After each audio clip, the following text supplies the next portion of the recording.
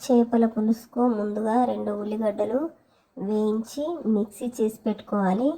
ఆ మిక్సీ చేసి పెట్టుకున్న మిశ్రమాన్ని ఒక బౌల్ తీసుకొని అందులో ఆయిల్ వేసుకొని ఆయిల్లో ఈ ఉల్లిగడ్డ మిశ్రమాన్ని వేయాలి. తర్వాత 2 టీ స్పూన్ల అల్లం వెల్లిగడ్డ పేస్ట్ వేయాలి. 2 కరివేపాకు రెబ్బలు వేయాలి.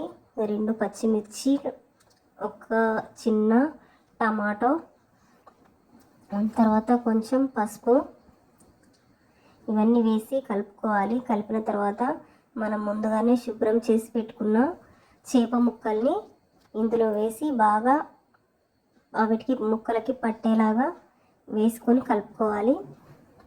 కలుపుకున్న తర్వాత కొంచెం కారపొడి వేసుకోవాలి. కారపొడి వేసిన తర్వాత దానికి తగినంత ఉప్పు వేసుకోవాలి.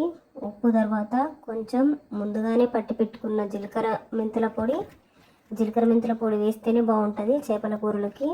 తర్వాత కొంచెం ధనియాల పౌడర్, ఇవన్నీ వేసి కలిపి కొద్దిసేపు మూత పెట్టి ఉంచి తర్వాత మనం ముందుగా రెడీ చేసి పెట్టుకున్న చింతపండు గుజ్జు కొంచెం చిక్కగా వేసుకోవాలి గుజ్జును. తర్వాత కొద్దిసేపు మూత పెట్టి దాన్ని కలపకుండా చెంచా పెట్టి కలిపితే ముక్కలు విరిగిపోతాయి కాబట్టి కొంచెం అటు ఇటు అనుకోవాలి. దాని తర్వాత ఇలా అయింది చూడండి చేపల ఫ్రై.